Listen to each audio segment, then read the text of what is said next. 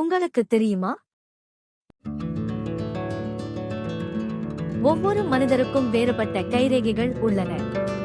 ஒரே மாதிரி கைரேகைகள் யாருக்கும் இல்லை, இரட்டையர்களுக்கு கூட இல்லை. உங்களுக்கு தெரியுமா? ஒரே மரத்தில் உள்ள இலைகள் ஒரே மாதிரி தோன்றினாலும் ஒவ்வொரு இலைக்கும் தனித்துவமான வடிவம் உள்ளது. சிறிய விஷயங்களில் கூட தேவன் விதவிதமாக படைத்திருக்கிறார். உங்களுக்கு தெரியுமா? ஒவ்வொரு வரிக்குதிரைக்கும் வேறுபட்ட வரிகள் உள்ளன. எந்த இரண்டு வரிக்குதிரைகளும் ஒரே மாதிரி இல்லை. உங்களுக்கு தெரியுமா? ஜிராஃபின் புள்ளிகள் ஒவ்வொன்றும் தனித்துவமானவை.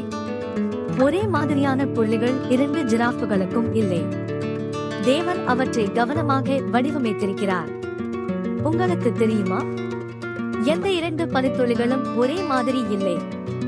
ஒவ்வொன்றும் தனித்துவமாகவும் அழகாகவும் இருக்கிறது. பனியில் கூட தேவன் தன் படைப்பாற்றலை காட்டுகிறார். உங்களுக்கு தெரியுமா? நம் கண்களில் உள்ள வடிவங்கள் ஒவ்வொருவருக்கும் வேறுபடும். தேவன் நம்மை தனித்துவமாக படைத்திருக்கிறார். உங்களுக்கு தெரியுமா?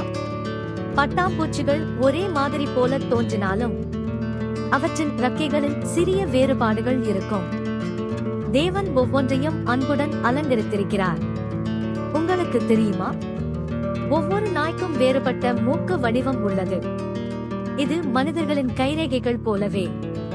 விலங்குகளையும் தேவன் தனித்துவமாக படைத்திருக்கிறார். உங்களுக்கு தெரியுமா? திமிங்கிலங்களை அதன் வால் வடிவத்தை வைத்து அறிவார்கள். ஒவ்வொரு திமிங்கிலத்தின் வாலும் வேறுபட்டது. தேவன் மிகப்பெரிய உயிரினங்களையும் தனித்துவமாக படைத்திருக்கிறார். உங்களுக்கு தெரியுமா?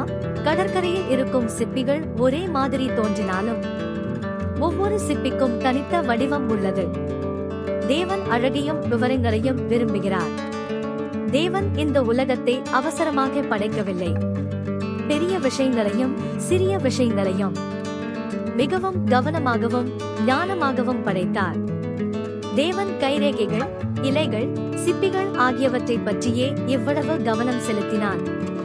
உங்களை அவர் எவ்வளவு அதிகமாக பார்த்து பார்த்து சிறப்பாக படைத்திருப்பார். தேவனுடைய பார்வையில் நீங்கள் மிகவும் விசேஷமானவர்கள்.